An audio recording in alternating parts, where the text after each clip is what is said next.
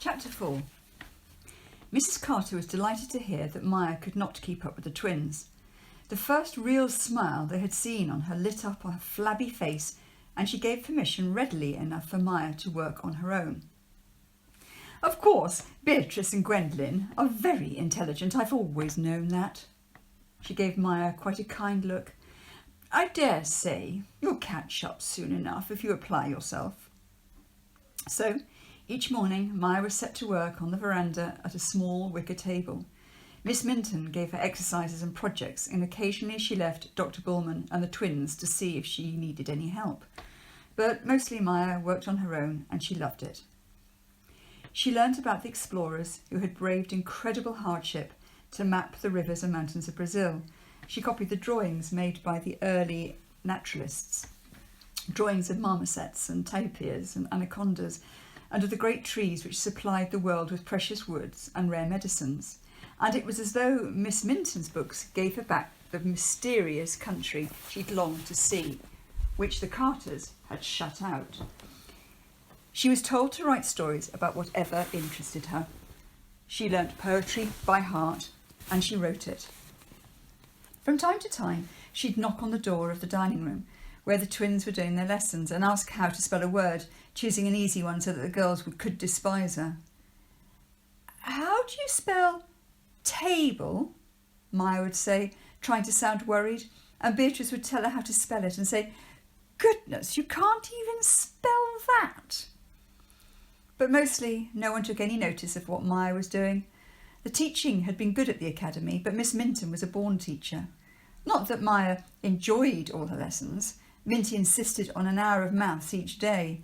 She also made her go on learning Portuguese, and Maya was about to complain when she tried out a few words on the sullen maid, Tappy, and found that Tappy understood her and almost smiled. It was because Miss Minton was determined that she should learn about the country that she lived in that Maya had her first meeting with Mr. Carter in his study. The girls were drawing a teapot, according to the instructions of Dr. Bullman, narrowing their round blue eyes as they measured the exact distance from the handle to the spout, when Miss Minton came to Maya and said, "It's time you learnt to draw a proper map. Go and ask Mr. Carter if there's a chart or a map of the country surrounding his house." Maya looked up, alarmed. She'd hardly spoken to Mr. Carter, who mostly sat silent and gloomy at meals and vanished as soon as he could. "Oh, must I?" asked Maya. "Yes," said Miss Minton, and returned to the twins.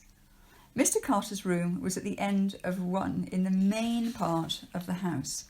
As Maya knocked on the door, she heard a shuffling and a rustling, as though papers were being quickly put away. Then he called, "Come in." The room was dismal and dark, like all the other rooms in the house, and the air was full of smoke from the cigarettes which hung from Mr. Carter's lower lip whenever he was alone.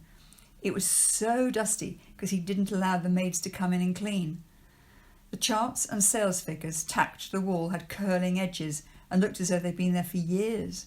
Piles of paper lay in untidy heaps on the drawers and filing cabinets. But in the centre of Mr. Carter's desk was a cleared space covered in a white cloth, and on it were small, round objects, which he was examining carefully through a lens. At first Maya thought that they might be samples of rubber or specimens of soil or seeds, but when she came closer, she gave a little gasp. They were eyes.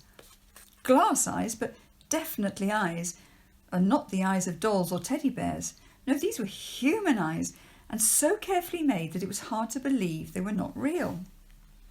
The back of the eyes were hollowed like seashells to fit over the muscles of the person who wore them, but the front was perfectly copied ball. There were blue eyes and brown eyes and hazel eyes, and in the centre of the coloured part a black pupil, which looked as though it really must let in the light. "As you see, I'm sorting my collection," said Mr. Carter. He picked up one of the largest of the balls, crisscrossed with tiny scarlet veins, and held it to the light. "This is the left eye of the Duke of Waynford. He lost the real one in the Battle of Waterloo. It's worth a pretty penny, I can tell you." Maya swallowed. "How do you get hold of them?" "Oh, I have a man who sends them out from England. There's quite a few dealers in the business. They get them from the undertakers, as often as not. Most people don't mind too much what happens afterwards." He put down the Duke's eye and picked up another one. Now, this one's really special. It's the right eye of a famous actress who burnt in a fire in the theatre. Tilly Tyndall, she was called. Look at that colour. It's as blue as the sky, isn't it? You wouldn't believe wouldn't be the money that would fetch. Of course, the real valuable ones are the doubles, but they're rare. You mean 2 eyes from the same person? From someone who's lost both eyes? Mr. Carter nodded. I've got 3 sets, and they're worth more than the rest put together. He put out a hand towards a blue velvet box, but then changed his mind. The doubles were too valuable to show a child. I tell you, said Mr. Carter, if this house went up in flames, it's my collection I'd save. After you saved your wife and the twins, said Maya. He looked up at her sharply. Hey? Well, yes. Yes, of course. That goes without saying. Now, what was it you wanted? Miss Minton wondered whether you might have a map or a chart of the country around the house. It's just to borrow for a little while. Mr. Carter sighed. He got up and began to rummage in a number of drawers. Here you are, he said, returning with a rolled-up chart. It covers 10 square miles behind the house. Bring it back. Maya thanked him and left. She'd never seen such a sad room or such a sad hobby. But the map was interesting. She took it to her room and waited till evening, when Miss Minton came to do what she called hearing Maya read. Since Maya had read fluently since she was 6 years old, this mostly meant asking Maya what she thought of David Copperfield, or arguing with her about the sentimental poems which Maya liked and Miss Minton didn't. Look, I've been trying to copy this, but it's difficult. Would you believe that there are so many little rivers and streams and channels behind the house? Miss Minton bent to look. They're called eye gapes, she said, and the Indians go up and down them in their canoes. Even the ones that seem to be choked with reeds are often navigable. It looks as though one could go up to Manaus the back way, not down the main river, if one had a canoe. And if one knew the way, said Miss Minton, looking at the maze of little waterways. After she left, Maya again climbed onto the chair and looked out to the huts at the back. She had found out how to loosen the netting nailed over the window, and so could undo the catch. She knew the lullaby now that came from the middle hut where Tapi and Furrow lived. Sometimes she hummed it to herself in bed, and she was beginning to make more and more and more of the people. The girl who had walked across the first night in her bright dress was called Conchita. Her baby was a demon, always trying to wriggle out of her grasp, and the old lady in the middle hut who tended the chickens was Furrow's aunt. But Blow the Wind Southerly, the tune she'd heard someone whistle on the first night, never came again.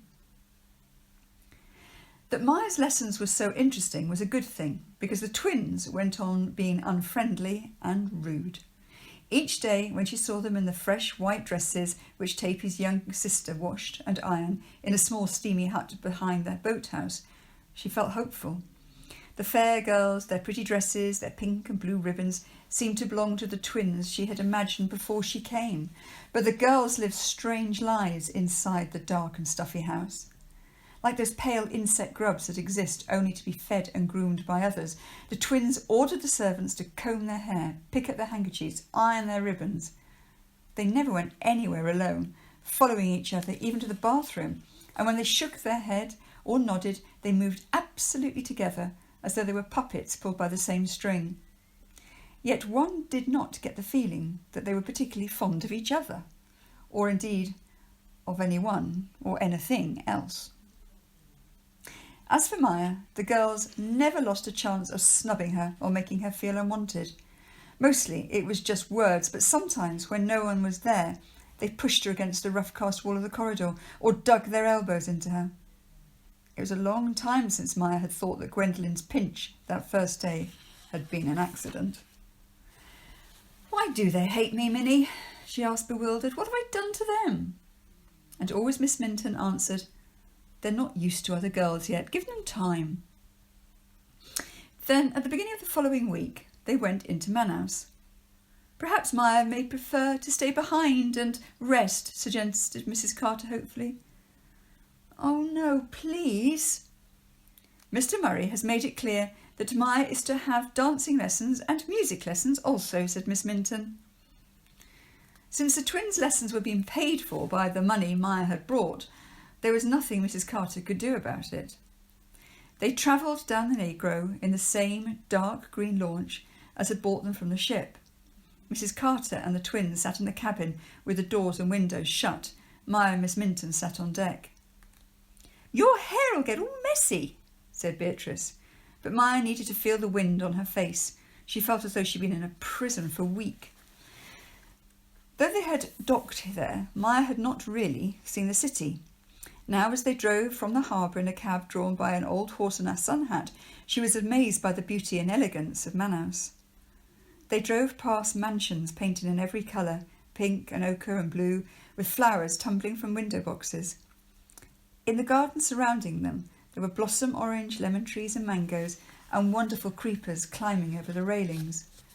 They passed 2 churches, a museum, a little park with a bandstand, and a children's playground. Everywhere were busy people, black women carrying baskets on their heads, Indian women with babies on their hips, messenger boys, smartly dressed Europeans, and nuns ferrying lines of little children. And on the far side of the huge square, paved in swirling mosaics, stood a magnificent building roofed in tiles of green and gold, with the eagle of Brazil in precious stones soaring over the top. "Oh, look," said Maya, "the theatre. Isn't it beautiful? That's where Clovis is going to act, the boy we met on the boat." "We're going there later to pick up our tickets," said Beatrice. "We're going to see little Lord Fauntleroy," said Gwendolen. "Oh, good," said Maya innocently. "That's the play he's got the lead in." The twins looked at each other, but they said nothing then. They drove down a street of elegant shops, dress shops and shoe shops, saddlers and hat makers. It was incredible, this luxury 1,000 miles from the mouth of the river. There seemed to be everything here that one would find in Europe. The dress shops excited the twins. They leaned out of the cab, peering and arguing.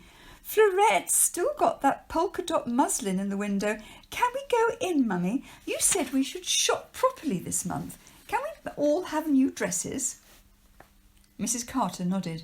She would be able to pay off the money she owed Florette. Well, not all of it. She owed money everywhere, and Maya's allowance would have to be doled out carefully. Fortunately, Maya herself wouldn't need new clothes for a long time. The child was dressed very plainly, she thought, looking at Maya's blue poplin skirt and white blouse, but the material was still good. But first they stopped at Madame Duchamp's Academy of Dance. Madame Duchamp was a French woman who had the wit to understand that the wealthy rubber garrowers and merchants who had come to Manaus wanted to make sure their children missed nothing that they could have in Europe. So she ran classes in ballroom dancing, folk dancing, ballet. The class the twins went to was a mixed one for both boys and girls. There were children of all nationalities, Russian, English, French, and of course Brazilian. Some pure Portuguese, some of mixed race. Indian with Portuguese, black with Indian, for the people of Brazil had intermarried for centuries and were proud of their mixed blood.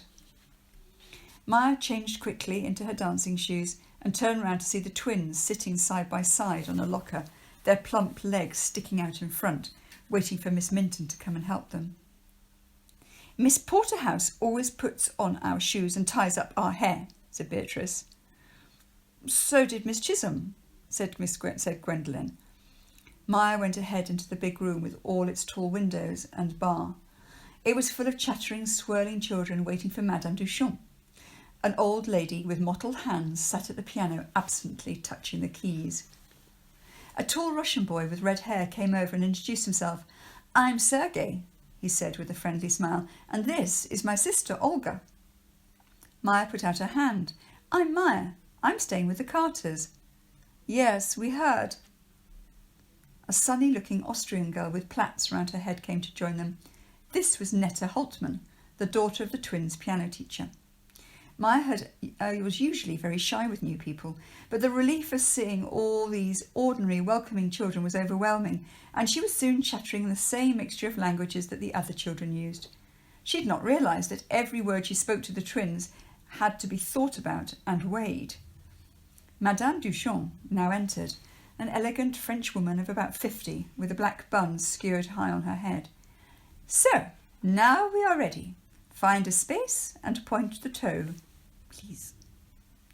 Maya's toe was already pointed. She loved to dance. The old woman at the piano began to play a Chopin waltz. While the children danced, the governess and the nursemaid sat on chairs around the wall. "Is that the little cousin who comes to live with the Carters?" said a friendly-looking, plump lady on Miss Minton's left, and introduced herself. "I'm Mademoiselle Lille, the governess of Sergei and Olga." "Yes, that's Maya," said Miss Minton. "Oh, she's charming, so graceful." "Yes, she's a good child," said Miss Minton. Mademoiselle Lille looked at her from under arched eyebrows. "And of course the twins," she added politely. "They are always so tidy, so clean." Both women watched the two stolid girls revolving as relentlessly as metronomes to the music.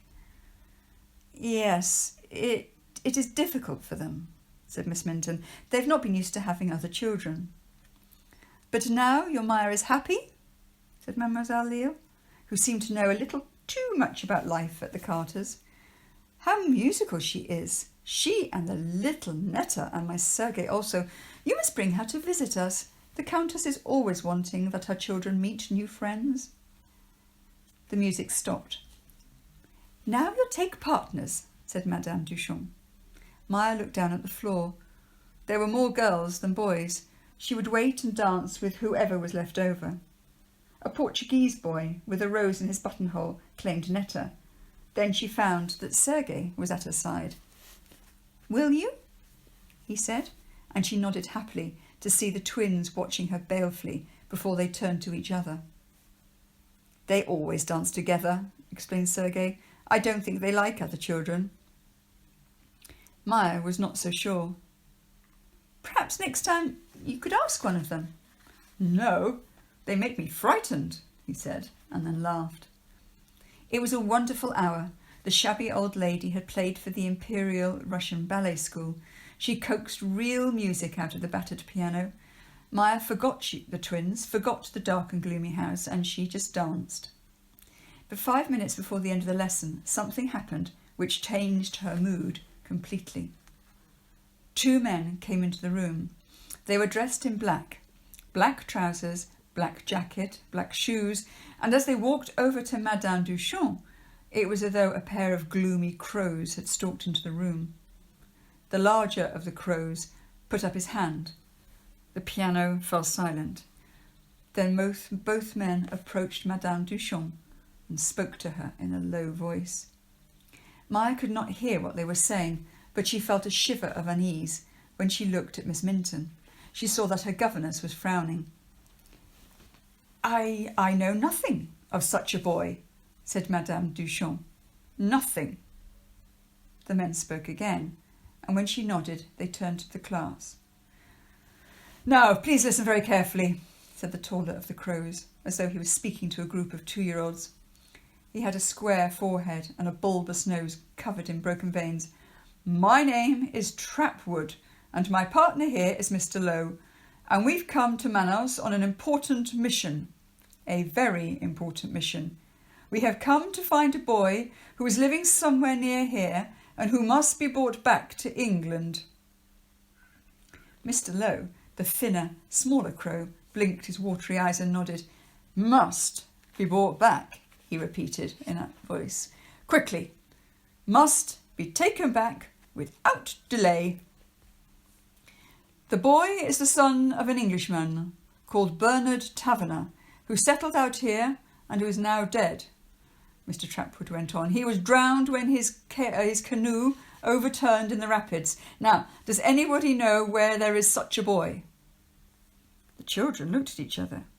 Those that spoke English translated that the crows had said into other languages, and everybody shook their heads. "What does he look like?" asked a tall girl. "We don't know, nor do we know his first name, but he must be found." Mr. Lowe was getting agitated. His voice had risen to an even higher squeak. Still the children shook their heads.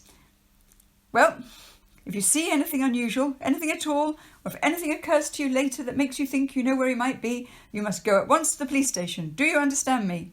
Said Mr. Trapwood, who seemed to think that children had lost their wits. Or you can come to the Pension Marie and ask for Mr. Trapwood and Mr. Lowe. What has he done? Asked a brave child, the son of the custom officer. That is neither here nor there, said the taller crow, but he must be found, and he must be taken back to England. There might be good news if it is just the right boy, he said. He tried to smile, but could only manage a sinister leer. We will be offering a reward, he added. And remember, anyone hiding such a boy would be guilty of interfering with the law. Which means he could be locked up, or they could be put in prison, squeaked Mr. Lowe. They left then, and Madame Duchamp called for a final poker, but the lightness had gone out of the day. Sergei knew about the crows. They arrived yesterday on the mailboat, and they've been prowling around ever since, asking questions, he said. Oh, I hope they do not catch him, said Netta. Maya hoped so too. She hoped so very much indeed. To be found by Mr. Lowe and Mr. Trapwood and be dragged back to England seemed to be the most horrible fate. After the dancing class, the twins and Mrs. Carter went off to shop and have lunch before their piano lessons in the afternoon. Since the time for Maya's lesson had not yet been fixed, Mrs. Carter gave permission for Miss Minton and Maya to wander around Manaus on their own. You will, of course, not go into any place where they serve native food, she told Miss Minton. And Miss Minton said, No, Mrs. Carter, and did not bother to point out that since the Carters had not paid her yet, she could hardly afford to buy Maya a banana, let alone give her lunch in a restaurant. But they had a lovely time. It had rained earlier, but now a fresh breeze blew from the river, and whenever they looked, there was something to interest them. A howler monkey sitting on a telegraph pole outside the post office, a cluster of brilliant yellow butterflies drinking from the water troughs put out for the horses, a pint-sized child lugging a mule on a rope. Maya bought some postcards to send to her friends and asked Miss Minton if she would like one to send to her sister. But Miss Minton said her sister thought postcards were vulgar, so she would do without. I think we might have a look in the museum, she said. It's probably free. Perhaps I could offer them my necklace. What necklace is that? Asked Maya, surprised. She'd never seen her governess wearing jewellery. It is made up of all the milk teeth of my sister's children. She gave it to me as a farewell present. She has 6 children, so there are a lot of teeth, said Miss Minton in an expressionless voice. The museum was behind the customs house, not far from the river and the docks. It was a yellow building with a domed roof and the words Museum of Natural History painted on the door. Inside, it was a marvellous jumble of stuffed animals in glass cases, skeletons hanging from wires, drawers full of rocks and insects and feathers. There were 3 rooms downstairs and 2 more upstairs, which housed tools and carvings made by Indians from all over Amazonia. Maya and Miss Minton wandered about happily. Some of the stuffed animals were unusual. A manatee, a kind of sea cow, which looked like a great grey potato with little bumps and knobs on its skin, and a forest tarsaula. But some were just ordinary animals that people had brought in from the jungle. And in one glass case there was a stuffed Pekingese labelled Billy, the faithful friend of Miss Arthur Winterbotham.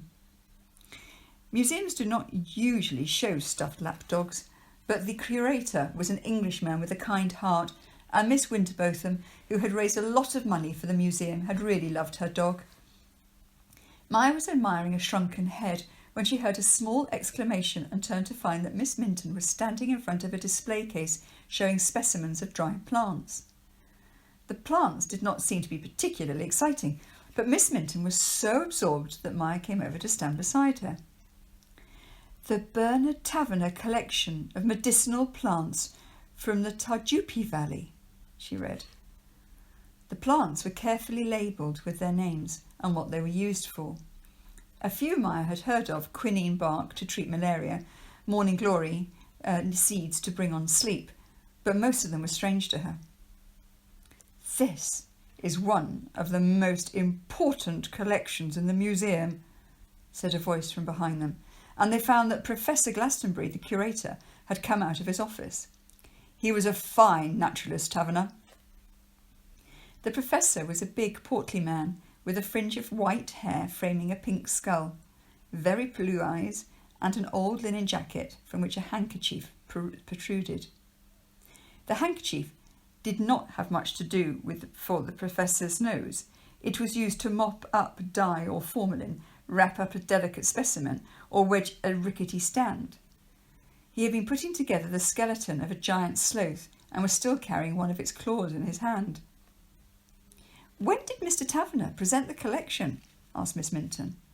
5 years ago, when he came back from the Tarjupi, but he often brought things in. The banded armadillo came from Taverner. He never killed more than he needed, though. Once he had a specimen, he left the rest alone. He sighed, remembering the man who had been his friend. Then the door was flung open, loud footsteps sounded on the wooden floor, and they found Mr. Trapwood and Mr. Lowe making their way towards them. "Oh no, not the crows again," whispered Maya, and she was frowned into silence by Miss Minton, who pulled her away from the display case and led her out of sight behind the manatee. "Professor Glastonbury?" asked Mr. Trapwood, wiping his face. Black suits are not the best thing to wear in the tropics, and he was sweating heavily. The professor nodded. "We understand that you knew Bernard Taverner, that he gave a collection to the museum." The professor nodded again. "Medicinal herbs. Very interesting. Over there." The crows looked disappointed. They'd probably expected stuffed jaguars and enormous throwing spears. "We'd like to ask you some questions about Mr. Taverner," said Mr. Trapwood. "Trapwood and Lowe, private investigators." He took a card out of his pocket and handed it to the professor. The professor looked at it and gave it back. "I'm afraid I'm very busy." "It won't take long. We know that Bernard Taverner died about 4 months ago. What we want to know is the whereabouts of Taverner's son." "What we must know," squeaked Mr. Lowe, "is he's to be brought back to Westwood without delay." The professor blinked to them. "I'm afraid that won't be possible," he said. "Why's that?" "Because Bernard Taverner didn't have a son," said the professor. "Now, if you'll excuse me." "I'm glad," said Maya as they left the museum. "I'm glad he hasn't got a son. I don't know what Westwood is, but it sounds horrid. I suppose it's like a prison, like Wormwood Scrubs or Pentonville." And Miss Minton said, "Yes." They were to meet the Carters at the theatre box office at 4 o'clock. As they crossed the square, with its tall brass lamps and flowering trees, Maya was more and more awed. "Imagine Clovis acting there," she said. "It's a really famous place, isn't it?" Miss Minton nodded. "Caruso sang there," she said, "and Sarah Bernard. She came to act. She was 70 years old, but she played Napoleon's young son, and she was a sensation." "Goodness!" Maya was impressed. If a woman of 70 could act Napoleon's son, then surely Clovis could manage little Lord Fauntleroy. "I'm really looking forward to seeing him again," she said. "It's only a week now before they come." The twins and their mother were waiting. "We've got our tickets," said Beatrice. "We're going to little Lord Fauntleroy on Monday afternoon, and on Saturday we're going to see Twelfth Night. That will be boring because it's Shakespeare, but little Lord Fauntleroy, that'll be good." "Yes, it is. We saw Clovis rehearsing. He was splendid." The twins stared at Maya. "Oh, you aren't going? We got the tickets weeks ago before you knew you were coming, and they're all sold out. Aren't they, Mummy?" Mrs. Carter nodded absently. She was sending the doorman out for a cab. But I promised Clovis I'd be there," said Maya, fighting off tears. "I promised." "He'll have forgotten," said Gwendolen. "Actors don't remember people. He'll have forgotten that he ever met you." And they followed their mother to the waiting cab. The twins were wrong about Clovis. He wasn't clever, but he was faithful, and as soon as the Pilgrim players arrived in Manaus, he asked where he could find a place called Tafferini, or House of Rest, and a family called Carter. No one seemed to know about the House of Rest, but he was told that the Carters lived in a bungalow an hour's journey from Manaus and could only be reached by boat. "You can't go gallivanting off now," said Miss Goodley. "You've got the dress rehearsal this afternoon, and when you see the theatre you won't want to. It's twice the size of anything you've played in before." This did nothing to cheer up Clovis, who said he felt sick. "Everyone feels sick in this dump," said Nancy Goodley. The company had taken the top floor of the Hotel Paradiso, which was the cheapest hotel in Manaus. It was also the worst. Grey slugs crawled over the wooden floors of the showers. The lavatories were filthy, and the smell of bean stew being tortured to death in rancid cooking oil stole through the rooms and corridors all day.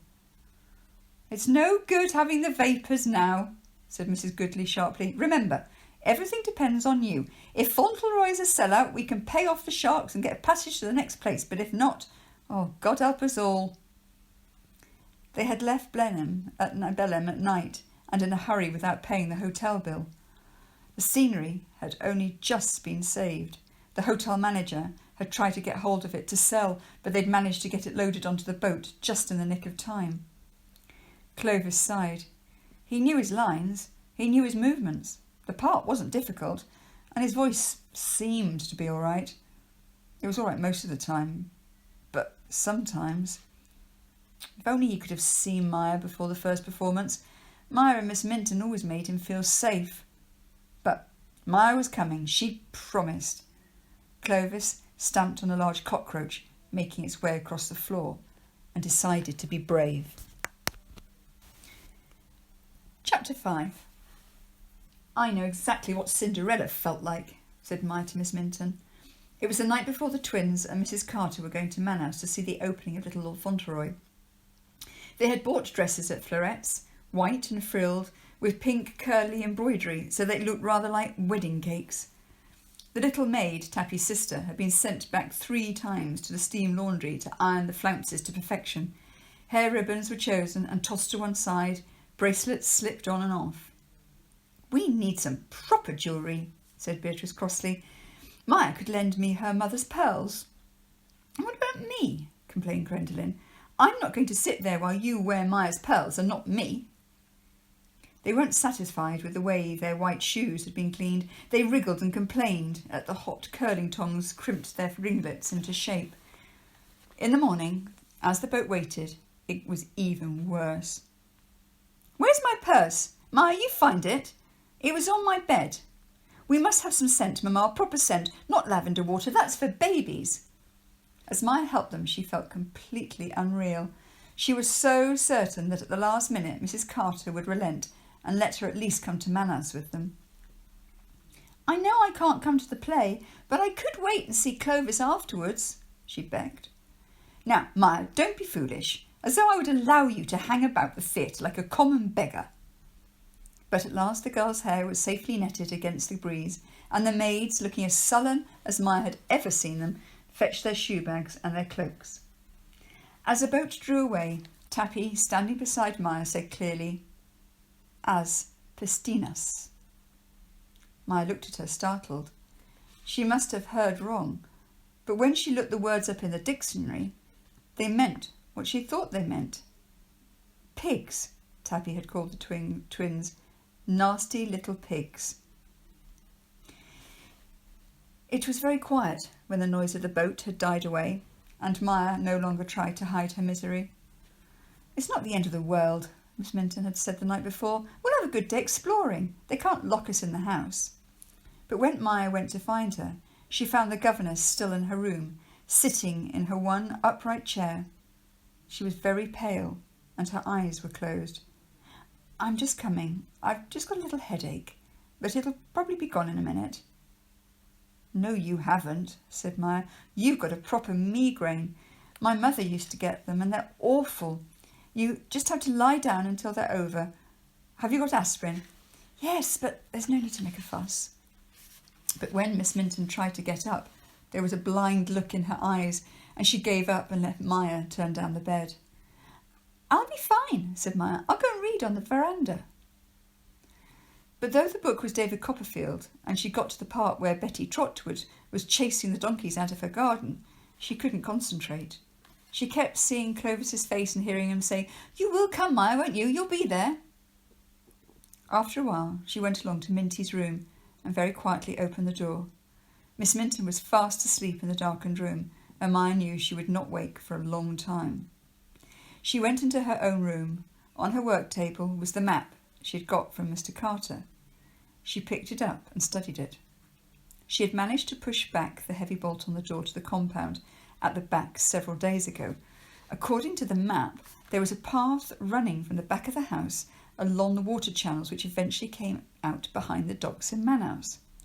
The channels themselves were as tangled as boa constrictors, but if she kept the sun on her right...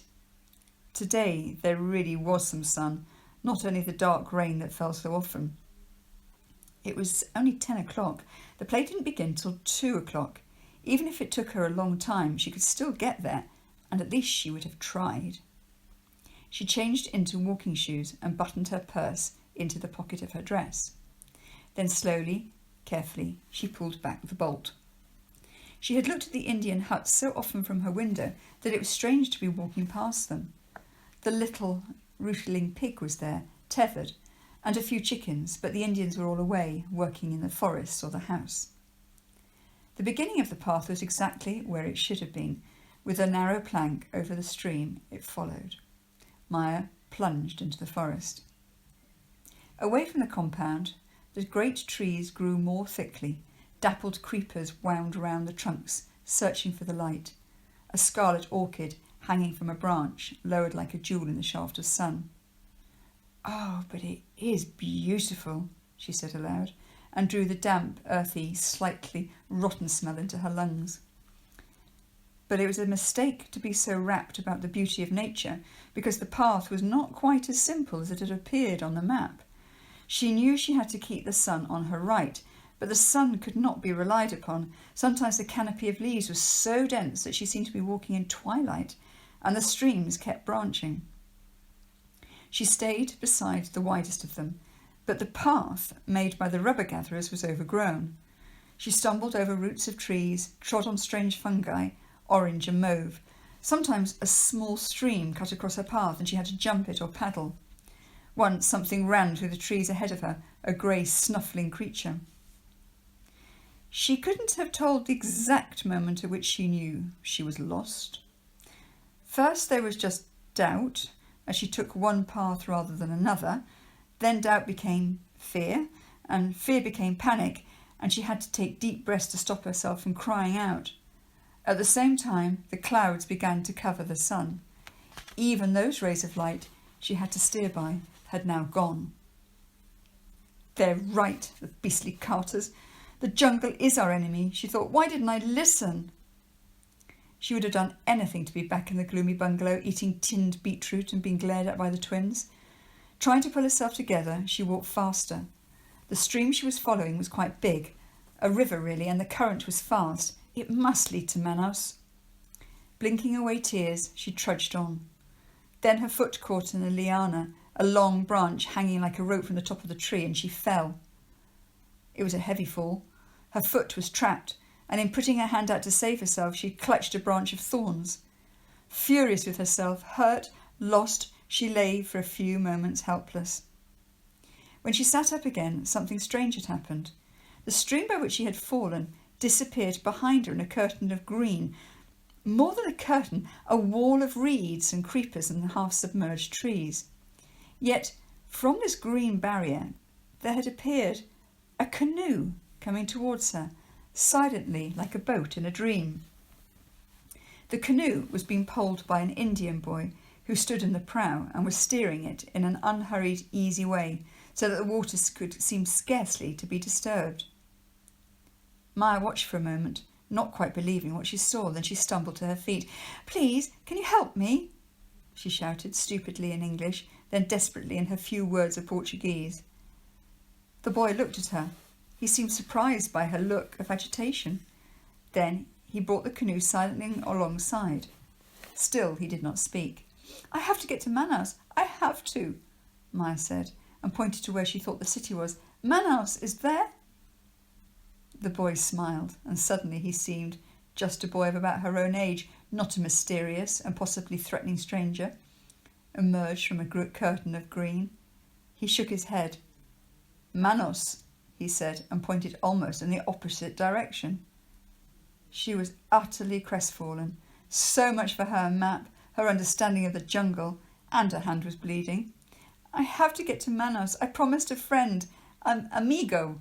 I have to, she repeated. What little Portuguese she had learnt seemed to have gone from her. She could only look at him and entreat. The boy didn't answer. He was dressed in the work clothes worn by the local Indians, a blue cotton shirt, faded from washing, and cotton trousers.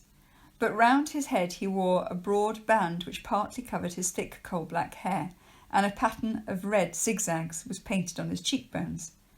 His skin was a light bronze, and his eyes the same colour as Maya's own, a deep dark brown. For a moment he stood upright in the canoe, thinking. Then he stretched out his hand and made a movement of his head which was unmissable. She was to get into the canoe. "Will you take me? Oh, will you?" She did not know if he understood, but her instinct was to trust him. As he pulled her into the canoe, she winced, and he looked down at her hand. Then he took out a big thorn embedded in her palm, and she thanked him. "Sit," he said in Portuguese. He took the pole, and the boat moved with surprising speed down the river. As soon as they were under way, she thought what an idiot she had been. He would hit her, he could hit her on the head, he would take her off to his tribe or as a slave or worse. "I'm thinking like the Carters," Maya told herself. The boy had stowed the pole now and was using a paddle. She moved to take the other one, but he shook his head, pointing to her injured hand. As he pulled on the paddle, she saw on the inside of his wrist a small red mark, like a four-leaf clover. A good luck sign? A mark of his tribe? But even this sign of foreignness couldn't frighten her for long. He moved so gracefully. He was so quiet and companionable. She was an idiot to trust him, but she did. "Thank you," she said, in English, then in Portuguese. She even remembered the word for thank you in the Indian language that the servants spoke. "I have to go to the theatre, the Teatro Manaus." He nodded, and they glided on down the river. Sometimes they moved between lush green trees, which leant so far over the water that she felt as though they were travelling between the roots of the forest. Birds rose as they went past, scarlet ibis, white herons flapping in slow motion. As they took a side branch of the river, Maya cried out because the boy was steering between gigantic leaves from which piebald frogs flopped into the water. "Oh, that's the Victoria Regia lily, isn't it?" she said. "I've read about it." It was difficult to believe that he did not understand her. He had such a listening face. Then, in an instant, the worst happened. The boy gave a wild shout, a shout of pure rage. He put down the paddle, threw himself on top of her, pressing her down against the floorboards of the boat, kept her there pinioned.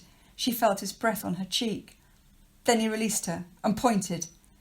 They had passed underneath a wicked-looking branch with spikes the size of knives. If he hadn't forced her down, Maya would have been knocked unconscious or even blinded. As he clambered back and picked up the paddle, he was still muttering furiously in his own language and glaring at her.